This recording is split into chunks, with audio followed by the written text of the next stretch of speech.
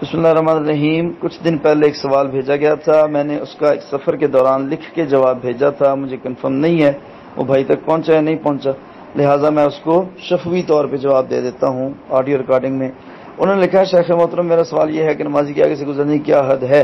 محترم نجیب اللہ طارق صاحب جامعہ سلفیہ فیصل آباد کے ایک مدرس ہیں، ان کا نام لیا ہے، کہتے ہیں کہ ان سے سنا تھا کہ سجدے سے آگے کی جگہ سے گزر سکتے ہیں. دلیل یہ تھی کہ گزرنے والے کو ہاتھ سے روکنے کا حکم ہے.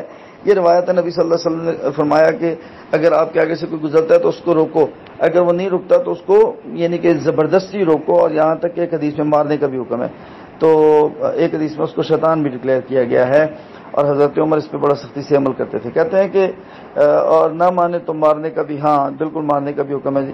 لہٰذا اگر وہ ایک صف سے آگے گزر رہا ہے تو آپ اس کا نہیں روک.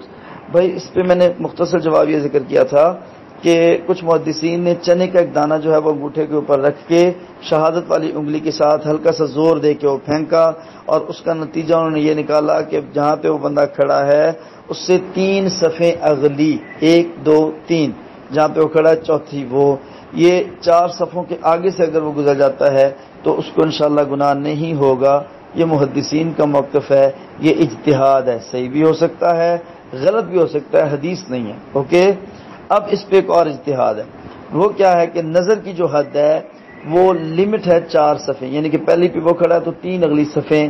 ایک محدثین کا طبقہ کہتا ہے کہ یہ اس کی نظر کی حد ہے، تو لہٰذا اگر 3 صفیں اگلی چھوڑ کے چوتھی پہ یہ کھڑا ہے گزر جاتا ہے تو لہٰذا اس کے لیے انشاءاللہ گناہ نہیں ہوگا. یہ دونوں صورتیں جو ہیں یہ اجتہادات ہیں. جو نجیب اللہ طارق صاحب نے ذکر کیا وہ بھی اجتہاد ہے، لیکن نجیب اللہ طارق صاحب کا اجتہاد جو ہے وہ میں کمزور سمجھتا ہوں. اس کو کمزور سمجھنے کی وجہ یہ ہے کہ ایک صف کے آگے ہی تو اگلا بندہ بیٹھا ہے، تو بھائی وہ اگلا بندہ اگر وہاں سے گزر سکتا ہے تو نبی صلی اللہ علیہ وسلم نے روکا کیا ہے پھر؟ ٹھیک ہے، تو لہذا بھائی نہیں گزر سکتا. بارک اللہ فیکم.